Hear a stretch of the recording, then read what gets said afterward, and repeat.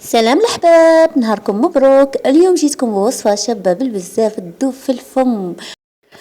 هذا الكاطو كانت ديره اختنا الكبيرة وحكايته يعني ذكرى شابة بالبزاف. هادو لي بول دو نيج كما راكم تشوفوا بلي كولور.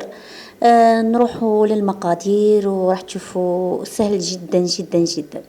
في الاول درت زوج صفار بيض مع زوج حبات بيض كاملين، ودرت كاس تاع 200 مليلتر تاع سكر غلاس كما راكم تشوفوا، وزدت زبده ماشي زبده دهان صول درت 250 غرام. انا هنايا ما درتش 250 غرام كامله، درت 150 غرام زبده تاع صول بدرجه حراره المطبخ، وزدت لها الزيت، كملتها بكيس زيت.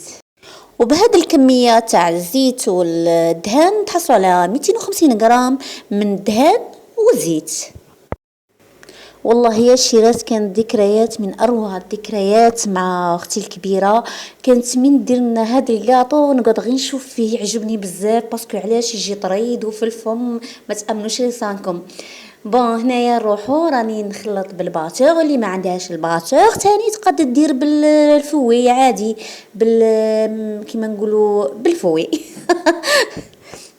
واللي ما عندهاش الفوي تجيب فرشيطه وتضرب غايه تما شغل دير البرا تاعها غايه. هذه هي توجد البرا تاعها. هنا زدت المايزينا زدت كاس زوج كيسان عفوا تاع 200 مليلتر. هنا هذا الكاطو يحتاج المايزينا اللي هو نشاء الذره بالنسبه للدول العربيه اللي متابعوا فيا. نشاء الذره لازم هذه الوصفه مبازيه على نشاء الذره. هنا شدرت من كملت درت 3 أدواق. هنا قسمت الخليط الكريمي، قسمته على 3. درت ذوق البيستاش وذوق الفريزة وذوق الليمون. بون هيا للمرحلة الأولى. درت ذوق البيستاش وزدت له الفرينة هذه درت فيها نص باكي تاع خميرة الحلويات. انا توجور نستعمل نوفا.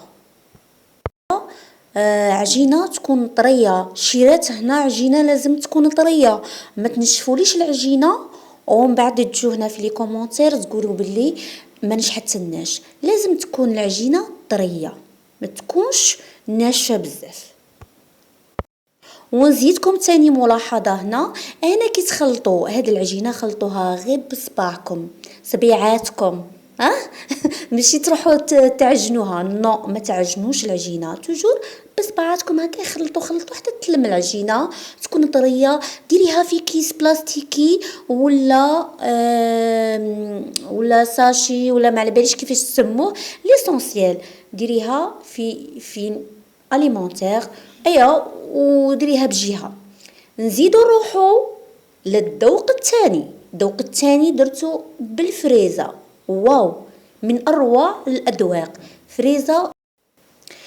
كما تعرفوا الفريزه تجي ذوقها رائع، ما كاينش اللي ما يبغيش الفريزه ذوقها توب دي توب. انا نبغيها بزاف، وتاني الاطفال والكبار كاع نبغوها. المهم هنا خلط غايه كيما راكم تشوفوا فيا، دخلت هذاك العطر، درت نص مغرف صغيره تاع عطر الفريزه وخلطته بالفوي. وانتوما واللون اللي تبغوه، قد ما زعما تبغوا اللون فونسي ولا كلير كيما تبغوا. هنا كي تشوفي اللون اللي يعجبك زيدي الفرينه تاعك ونص باكي خميرة الحلويات ولمي بالفرينة حتى تحصلي على عجينة تكون طرية. نعاود نقولكم تكون طرية، ونديروها في كيس بلاستيكي ونخلوها تاني بجهة. نروحو تاني للذوق الثالث بعد ما نكملو طبعا هذا الذوق. على بالكم الشيرات هاد الكاطو والله عندي كيما قلت لكم عندي معاه حكايه شابه بالبزاف. ونشكر من مطبخي، نشكر اختي الكبيره الله يحفظها ويخليها، هي اللي علمتولي وي ما نكذبش. بسببها هي انا تعلمت هذا الكادو. ويجي شباب بزاف مش كيما راهم يديروه دروك هكا زعما كل وحده ديرها بالزيت مع باش. هذه هي وصفه اصليه شباب بزاف.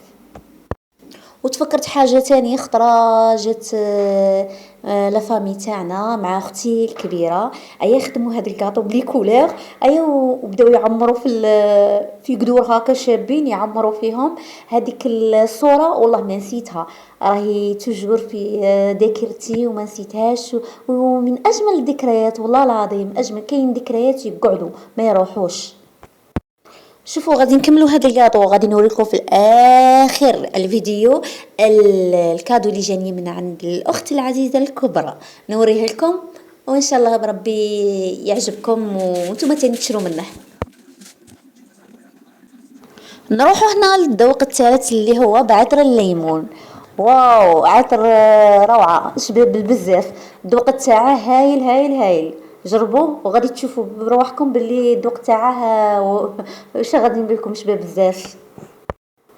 نروحوا نزيدوا الفرينه كما قلت لكم ونزيدوا معاها نص طاشي تاع خميره الحلويات ونخلطوه حتى نتحصلوا على عجينه طريه ونديروا العجينه في بابي فيلم ونخلوها على جهه ونبداو من الذوق الاول حتى الذوق الثالث. انا سمحوا لي الفيديو راح لي باش ندير لكم كيفاش درتو في الكيس بلاستيكي ما راكم شفتوا في الاذواق السابقه. انا درت البلا تاعي درت فيه ورقه طبخ بابي كويسون كما راكم تشوفوا وشكلت لي بولات كما راكم تشوفوا هنا 35 غرام حجم لابول ولا ديري الحجم اللي بغيتيه انت. انا درت كيما هكا كيما راكم تشوفوا.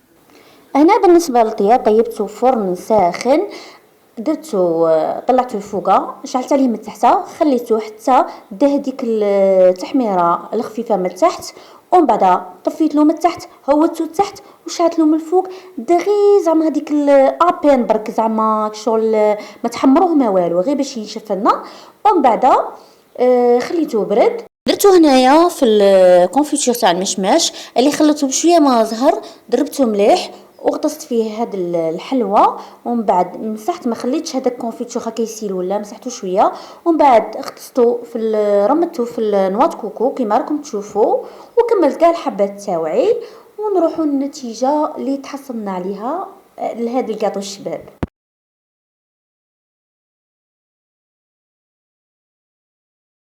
شوفوا الشيرات شوفوا واو هرم من كريات الثلج البولدوناج ملونين بالكولار بالالوان الباهيه الشابه بالاذواق روعه. جربوه ما راحش تندموا غادي يجيكم شباب غادي يجيكم يدوب في الفم غادي ما تقدوش توخروا عليه كاع ان شاء الله يعجبكم. جربوا الوصفه ايوا ونروحوا للكادو اللي صاني من عند الاخت الحبيبه. انا اليوم نقول لها ميرسي بوكو بالبزاف وربي يحفظك ويخلي لك ولادك ان شاء الله يا ربي تفرحي بيهم ونتمنى لك السعاده مع الزوج تاعك وان شاء الله يا ربي يا ربي ان شاء الله تروحي تزوري بيت ربي ان شاء الله وتجيبي عمره ان شاء الله ونجو بوركولك ان شاء الله يا ربي. وفي اخر الفيديو نقول لكم تهلوا في رواحكم ونتلاقاو ان شاء الله في وصفه اخرى ان شاء الله. ما تنساوش تشتركوا في قناتي تفعلوا زر الجرس ومع السلامه.